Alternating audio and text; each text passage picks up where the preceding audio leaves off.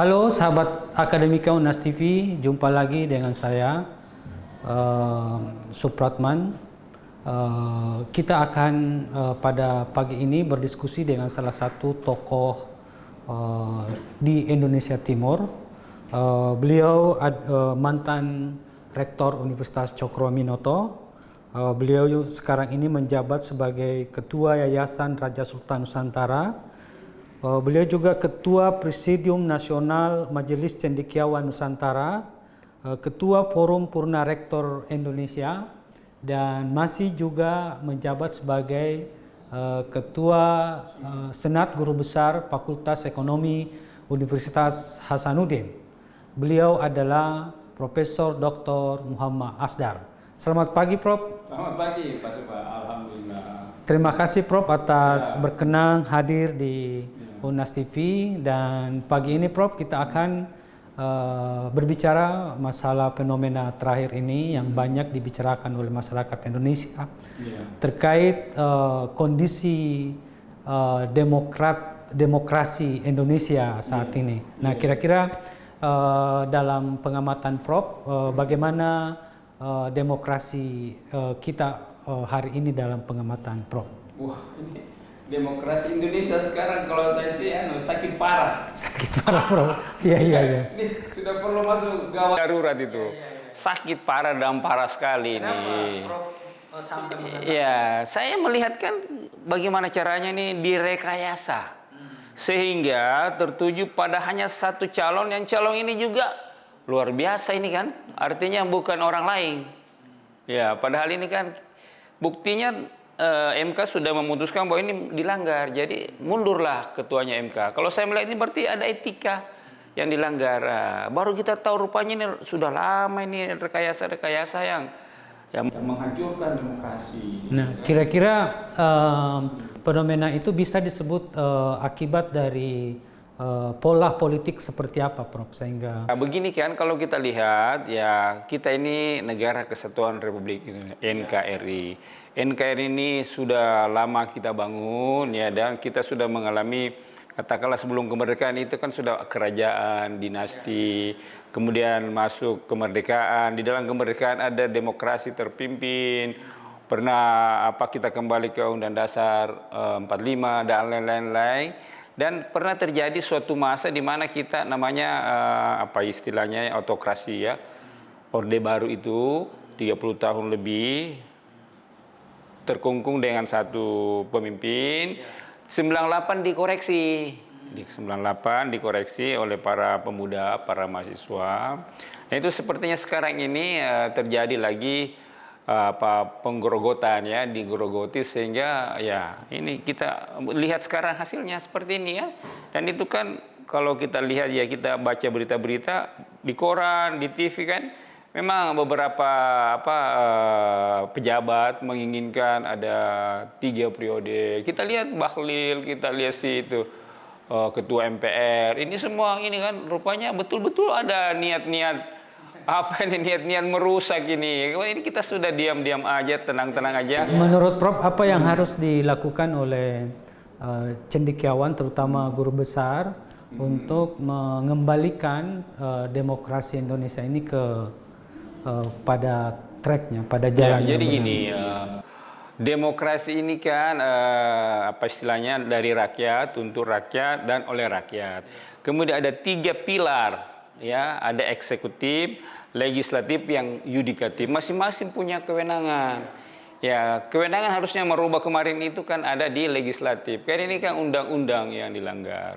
Gitu. Jadi kita terbukti bahwa ketua Mahkamah Konstitusi melanggar etik.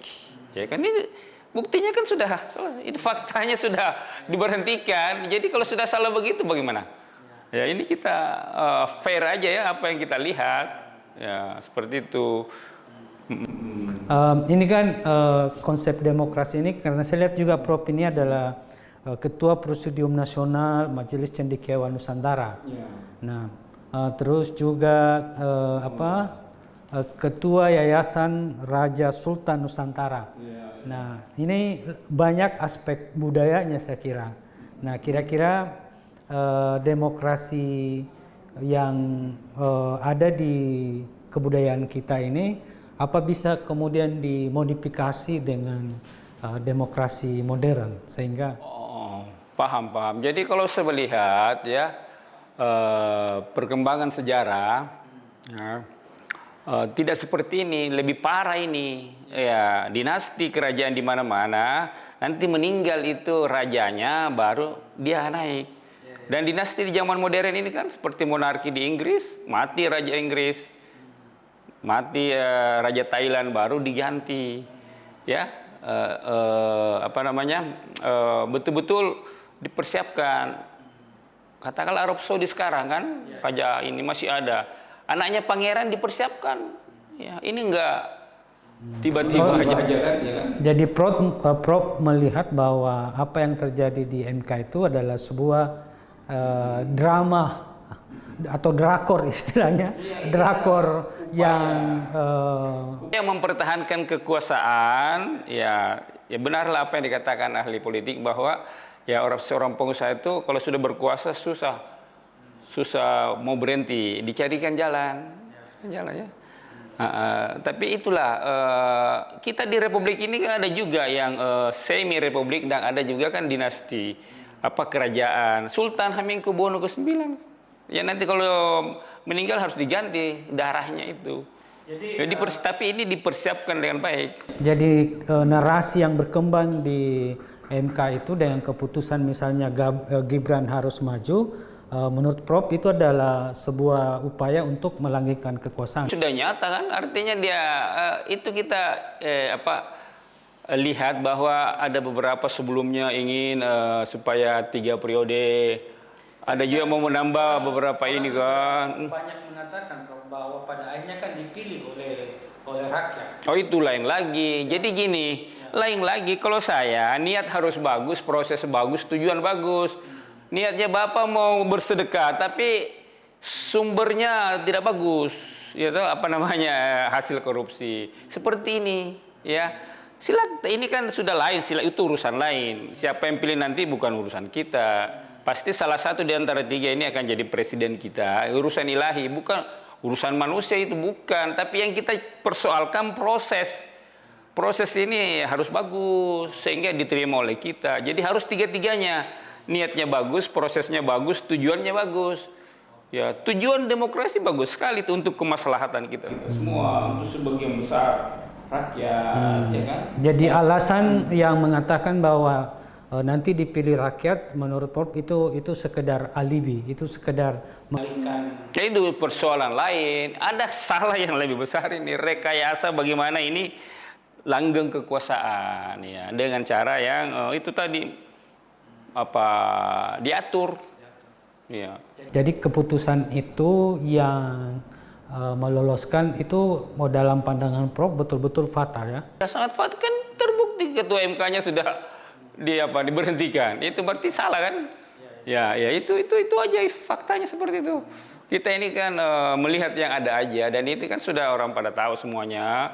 Soal lain maju itu sudah bukan lagi masalah. Silakan aja, kita tidak masuk di situ.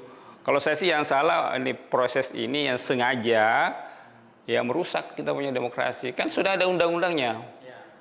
Kalau saya ya. Tapi kenyataannya hari ini Gibran sudah jadi kandidat, Prof. Yeah.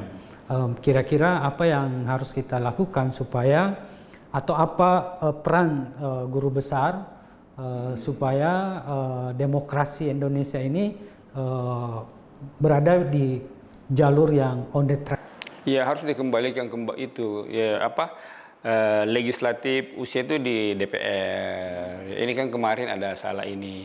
Kalau saya silahkan aja yang mau milih ini itu bukan ini. Kita tidak bisa campurin itu ya karena manusia itu kan tidak bisa mengendalikan yang lain. Istri kita aja kita tidak bisa kendalikan, diri kita aja kita tidak bisa kendalikan ya. Tiba-tiba pada hari itu sakit. Ya kan?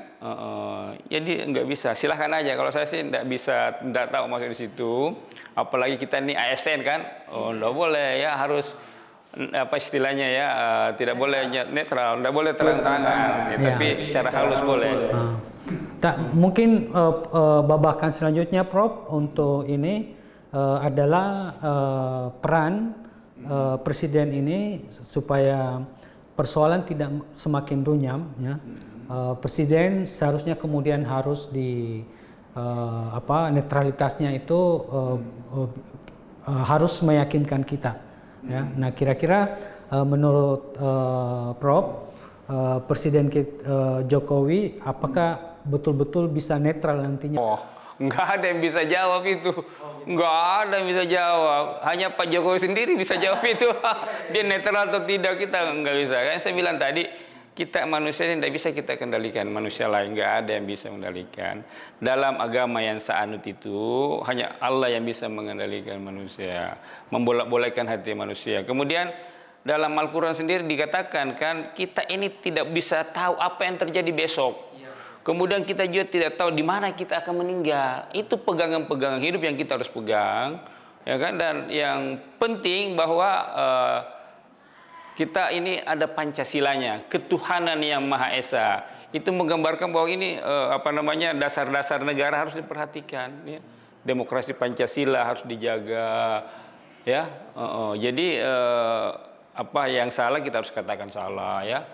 Kalau tadi dikatakan dinasti, ada beberapa dinasti juga cukup bagus, tapi ini tidak belum meninggal, ya kan? Kemudian tentang aturan-aturan tentang kedinastian itu kan, ya di Sidrap ada namanya Nenek Malomo. Nenek Malomo mengatakan anaknya sendiri kalau bermasalah dia selesaikan. Kalau di agama Islam Rasul mengatakan kalau Fatimah mencuri saya akan potong tangannya juga. Ya, ini kan seperti itu ya. Jadi apa istilahnya ini yang saya persoalkan hanya proses itu ya ini kan sampai kita istilahnya ya harus bersuara juga ya. Kenapa Pak Supajo undang tiba-tiba saya turun gunung gini kan? Wah, ini ada masalah apa nih? Iya, kita ini tenang-tenang aja kan. Ya, seperti itu. Ya, saya kira intelektual Sulawesi Selatan memang harus kita dengar pendapatnya dan suaranya, Prof. Ya. Karena selama ini kita tahu bahwa di negeri ini intelektual dari Indonesia Timur ini terutama di Unhas cukup disegani di Indonesia, Prof. Misalnya kita pernah punya Prof. Baharudin Lopa, kita punya Prof. Matulada, Zainal Abidin Farid, ya. Dan saya kira sekarang ini Prof. Muhammad Asdar ini sebagai pelanjut dari tokoh-tokoh kita yang telah amin. Mudah-mudahan kita bisa seperti mereka yang sudah punya legenda. Kalau kita bicara tentang mereka itu kelebihannya nggak bisa dibeli. Betul. Prof. Baharudin Lopa itu nggak bisa dibeli ya, nggak bisa dibeli ya. Jadi kalau Anda masih bisa dibeli ya belum bisa setara dengan Baharudin Lopa ya, seperti itu. Dan saya kira Unhas sangat bangga dan Indonesia juga saya kira dengan tokoh-tokoh seperti itu, Prof. Baharudin Lopa, terus Matulada, yang mana mereka ini adalah profesor dari Universitas Hasanuddin, Prof. Dan saya kira ini salah satu alasannya kenapa kita mengundang Prof. Asdar ini untuk hadir di Unas TV supaya suara intelektual dari Indonesia Timur itu kembali digaungkan, kembali dipertegas di Nusantara ini. Kita rindukan suara-suara jernih, ya, suara-suara yang genuine dari Indonesia Timur. Dan saya kira Unas TV dan juga Sivitas Akademika dan seluruh masyarakat Sulawesi Selatan bangga dengan tokoh-tokoh seperti Prof. Asdar ini. Begitu, Prof. Jadi kira-kira Prof, dengan kondisi ini apakah Prof optimis bahwa Indonesia ke depan ini bisa mencapai Indonesia emas, ya, seperti yang dicanangkan oleh Presiden Jokowi bahwa pada tahun 2045 kita akan menuju Indonesia emas? Ya. Kita berharap ya mudah-mudahan saja, karena gini, ada beberapa negara di dunia, negara modern aja ini banyak yang sudah pas di atas 70 tahun itu hilang ya, ambruk.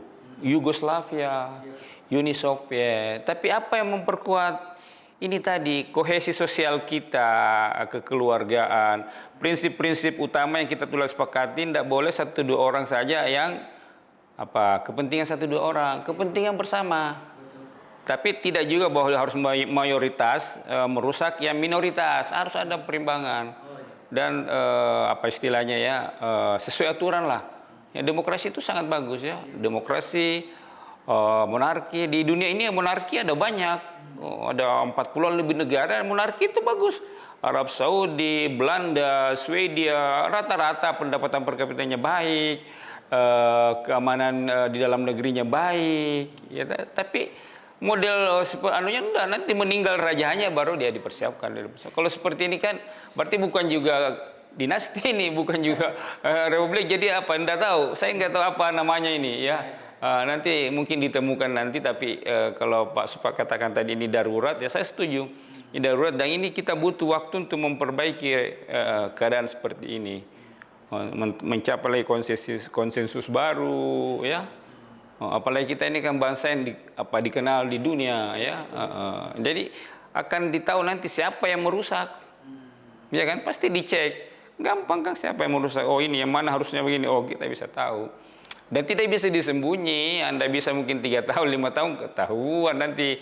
Ya itu harus dipertanggungjawabkan sama di atas. Ini kan kita negara yang beragama ya. Jadi kalau saya sih seperti itu. Ya. Tapi ini kan begini juga Prof, bahwa realitas yang kita hadapi sekarang ini itu tidak terlepas dari kelompok-kelompok masyarakat yang ada di sekelilingnya. Nah, jadi bagaimana Prof bisa memberikan arahan atau sebuah pandangan yang harus dilakukan oleh masyarakat sehingga Indonesia ini bisa tetap menjadi bangsa yang disegani. Karena kita dengar misalnya hasil pemilihan periode lalu, Indonesia disebut sebagai salah satu demokrasi terbaik di dunia. Bukan juga paling baik, tapi baiklah demokratisasinya di Indonesia. Nah, kenyataan hari ini kita hadapi seperti ini, gitu ya. Jadi apa yang harus dilakukan oleh masyarakat Indonesia dengan kondisi hari ini, Prof? Jadi gini, kita semua itu punya potensi untuk baik dan jelek. Ya, kemudian apa yang membangun potensi ini adalah pendidikan. Nah sekarang kita ini secara statistik kan pendidikan kita mayoritas orang yang tidak tamat SMP. Yang kedua kedaya ekonomi. Ya, harga barang-barang naik sekali ya. Ya apa istilahnya ya, orang gampang dibelilah. Gampang dibeli dengan beberapa ini ya. Dan kita tahulah ya, money politik di mana-mana ya. Ya jadi lain di permukaan, lain di yang sebenarnya. Jadi kita khawatir lah. Kita khawatir, tapi ini tanggung jawab pemimpin sebenarnya. Pemimpin itu ya istilahnya kalau dia pemimpin yang adil maka dia langsung masuk surga itu. Dan dia harus adil. Adil ya. Nah ini yang nggak tahu bagaimana, nanti kita lihat. Jadi masyarakat diharapkan dalam hal ini nanti betul-betul memilih pemimpin yang ideal, Prof ya. Supaya Indonesia ini bisa tetap eksis sebagai negara besar, terutama menjaga demokratisasinya ini supaya tetap terjaga. Ya, itu penting itu. Ya, harus ada pendidikan, edukasi politik. Ya, tapi bagaimanapun kalau keadaannya lemah, diiming-iming, ya bagaimana? Apa istilahnya kalau Bapak tiba-tiba dikasih uang 5 juta, nggak bisa goyang kan? Pilih ini ya, waduh. Ya, jadi ya kita butuh waktu sampai 2045 ya supaya ini lebih baik. Ya, kita bisa negara maju. Tapi prasyaratnya ini juga harus bagus. Ini demokrasi harus bagus. Ya, kalau seperti kan kita tercabik-cabik sekarang ini. Tercabik-cabik ini kalau tidak bahaya itu. Ya, bahaya artinya bisa jadi chaos lagi atau gimana lagi kan? Karena kan hukumnya yang bermasalah di hukum ini kan? Ya, tidak memberikan kepastian hukum. Kemudian asas keadilannya di mana, asas manfaatnya di mana. Manfaat ini berarti untuk sebagian besar orang banyak. Ya, ini sebagian besar orang, siapa ini yang orang banyak ini? Sedikit sekali kan. Kalau saya itu dasar-dasarnya seperti itu. Kita tahu semua kan kalau hukum itu tadi tujuannya kan. Ada kepastian hukum, keadilan dan punya manfaat. sebesar-besarnya untuk kemaslahatan orang banyak. Nah, seperti itulah ya. Jadi ini dan ini kan sudah vulgar sekali, semua sudah di permukaan dan sudah jadi. Ya nanti ya siapa yang punya peranan di situ? Saya punya kedudukan di situ. Kalau seperti saya ini kan dosen biasa, jadi ada seperti itu. Harus ada orang yang ini di tempat itu. Tadi Prof menyebut bahwa salah satu cara yang bisa ditempuh atau yang disoroti supaya problem Indonesia bisa kemudian diminimalisir persoalannya itu melalui pendidikan.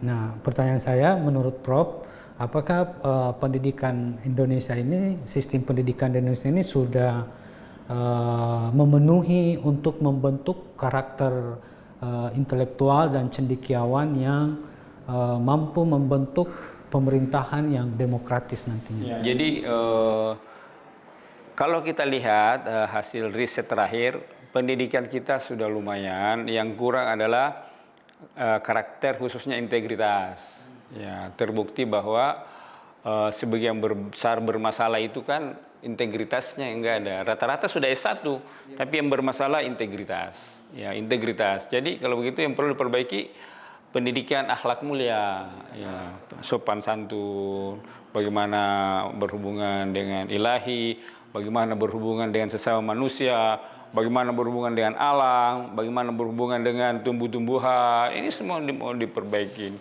sehingga bisa kembali harmonis. Kira-kira kita mulai dari tingkat pendidikan level mana, Prof, supaya integritas ini bisa mendarah daging atau mengkristal dalam person intelektual Indonesia? Ya, kalau kita lihat kan di nilai-nilai akhlak itu, ya ada penelitian ya bahwa di Selandia Baru, Finlandia, Jepang itu memiliki karakter-karakter yang bagus ya. Dia punya kejujuran, segala. Sedangkan kita kan di belakang ya. Di masjid aja bisa hilang sendal ya. Ini di handphone aja. Ini pasca Unhas ini kemarin hilang dia punya laptop di dalam masjid. Itu kan pintar tapi karakter ya. Apa istilahnya? Etika, akhlak mulianya diperbaiki. Kalau ditanyakan tanya dari mana ya semua diperbaiki, mulai dari PAUD, TK, SD harus dibenahi untuk 2045 dan seterusnya. Kalau saya sih itu pendidikan akhlak mulia harus dianukan kembali, digiatkan kembali sehingga akhlak ini yang menjadi katakanlah acuan utama.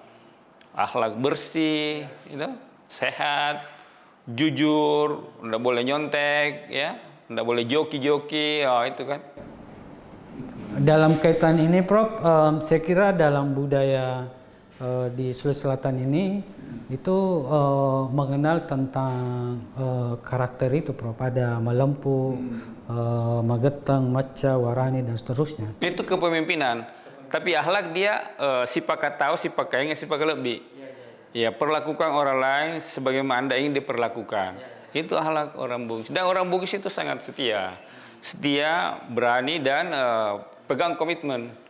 Ya, jadi kalau dia sudah beku janji tidak akan khianat itu. Orang Bugis Makassar itu nggak pernah. Kecuali kalau Anda salah langkah, dia harus memperbaiki keadaan. Ya, jadi seperti itu.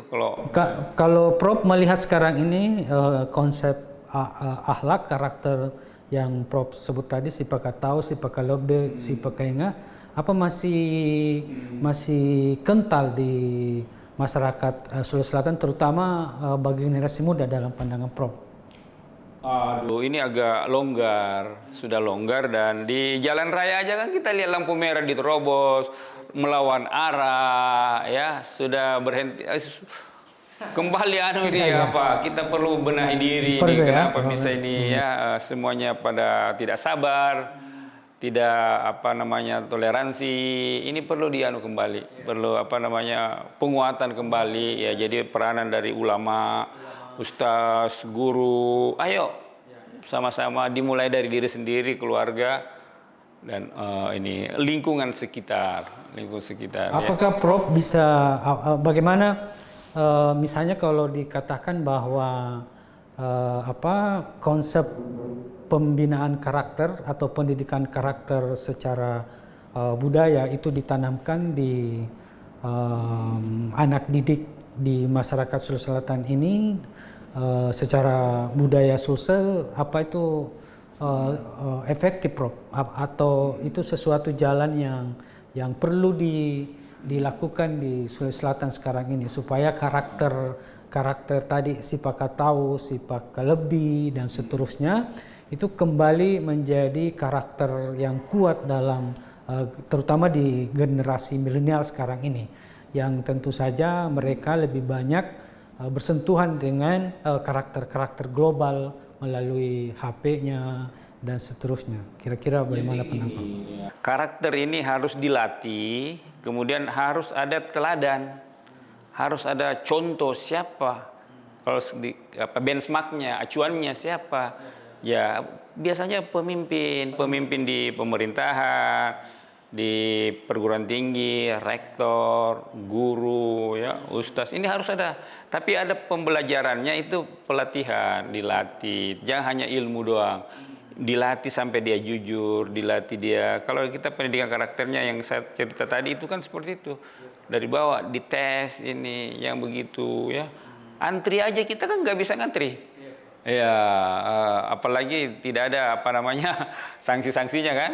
Nah, jadi kalau saya harus giatkan kembali, kemudian diperkuat itu pelatihannya, kemudian contoh yang bagus, contoh yang baik harus ada dari kita yang guru, ya, apalagi seperti Pak Supaka, guru juga dosen. Iya kan, ya, ini harus contoh yang bagus, ya, jangan ngomong doang tapi tidak ada ini. Jadi Prof memberikan penegasan kepada rektor, guru, ustadz, ya, untuk memberikan contoh, Prof, ya, supaya karakter kuat yang ada di budaya kita itu tetap terpelihara. Ya, karakter itu kayak keikhlasan, kesabaran. Kalau kita ikhlas, itu Tuhan yang balas itu. Tuhan yang balas dan kita akan sehat, kita akan tenang, ya kan? Kalau seperti sekarang belum apa-apa katanya, rata-rata yang sakit di rumah sakit UNHAS ini usia 40 tahun ke bawah. Prof Alimin Bidang itu 40 tahun ke bawah. Mantan direktur rumah sakit ini. Berarti ada masalah. Ada masalah, ya kan? Kalau saya seperti itu, ya bagaimana kita mengajarin keikhlasan. Dosen kan Tridharma perguruan tinggi gitu kan, luas, ya. Pendidikan, penelitian, pengabdian. Pengabdian ini sesuatu yang kita kerjakan tanpa dibayar. Seperti Pak Supa bayar ini kan tidak dibayar ini kan. Wah, ini kita hanya ini ya, seperti itu kan. Dapat poin, ya kan. Itu kan itu penting itu. Ya, jadi saran saya kita mari perbaiki keadaan, ya, dan jangan seperti ini. Dan ini sekarang ini kan kita ini sudah porak-poranda ini. Ya, hanya istilahnya yang muncul hanya itu karena terkendali. Ya, tapi di bawah ini sudah kalang kabut ini. Ya. Kenapa dikatakan banyak yang mengatakan diam? Kan tidak dikasih kesempatan. Coba kalau ditanya juga seperti ini, pasti ngomong seperti saya semua. Ya, karena hanya kebetulan bahwa panggil saya, ya sudah kita turun gunung juga, ada masalah apa ini? Daripada diselesaikan di pinggir jalan, di kopi-kopi, kita terbuka. Ya, silahkan kita akan ini. Dan kita tidak pernah ini untuk kebaikan. Ayo, jangan pernah letih, jangan pernah ini. Pokoknya untuk kebaikan ini. Dan yang salah bilang salah, mari benahi, ya. Seperti itu. Ada aturan main kan? Ya, betul. Tapi walau begitu, Prof tetap optimis ya bahwa ke depan bangsa dan negara Indonesia ini bisa tetap besar dan terutama dalam hal demokratisasi ini bisa terjaga. Ya harus, kita harus optimis karena ini kan pemilu ini sebagai pintu masuk untuk kelanjutan kepemimpinan. Dan itu yang kita sepakati. Ratusan triliun biayanya ini untuk mencari kesepakatan, mencari ini. Jangan dinodai oleh 1-2 orang. Ya kan, janganlah dirusak oleh ini. Ayolah. Ya, karena siapapun yang mau rusak pasti akan ketahuan. Ya kan, perjalanan ini. Anda di situ kan, Anda punya tanggung jawab. Anda pilotnya, ya kan? Iya, janganlah. Kita kesian ini orang kecil, aduh, nggak bisa apa-apa kan? Ya, hanya berdoa saja seperti ini juga memberikan ini pemahaman-pemahaman, ya. Tapi katakan yang salah, yang bilang salah. Yang benar bilang benar. Kalau memang ada yang bagus dari presiden itu bagus, akui. Tapi kalau salah ya bilang juga salah bos. Ya toh, iya kan, jangan begitu kita ini ya. Kasihanlah kita ini ya. Nih orang-orang yang 98 itu kemarin kasihan ini. Tapi seperti itulah keadaan, kita harus perbaiki ya, dan jangan tinggal diam untuk saling mengingatkan, karena kecenderungan manusia kan ada kebaik, ada jelek. Ya, seperti itu. Baik. Dalam kaitan pemilu presiden nanti ini, Prof, apa yang Prof ingin sampaikan kepada masyarakat Indonesia supaya demokrasi ini bisa tetap maksimal dan teraktual di Indonesia. Kira-kira apa yang Prof mau sampaikan? Memilih secara independensi dan sesuai hati nurani masing-masing. Ya, silahkan aja, pilih yang bagus, yang mana, dan jangan lagi istilahnya gampang dibeli itu tadi. Kalau gampang dibeli ya bisa, lain di permukaan, lain aslinya. Ya, kalau saya seperti itu, jadi silahkan aja sesuai hati nurani, karena kita sepakati, ayo, ya nanti tidak sempurna, ayo kita sempurnakan. Oke, terima kasih Prof atas kebersamaan kita pada pagi hari ini. Dan sahabat Akademika Unas TV, demikian perbincangan kita dengan Prof Pasdar, dan saya ingin meng-highlight satu pernyataan yang inspiratif dari Prof Pasdar bahwa mari kita bekerja dengan ikhlas, dan terkait dengan pemilihan presiden, mari kita memilih berdasarkan hati nurani dan jangan karena dibayar. Sekian pada diskusi kita pagi ini bersama Prof Pasdar, dan sampai jumpa pada episode berikutnya. Assalamualaikum warahmatullahi wabarakatuh. Merdeka!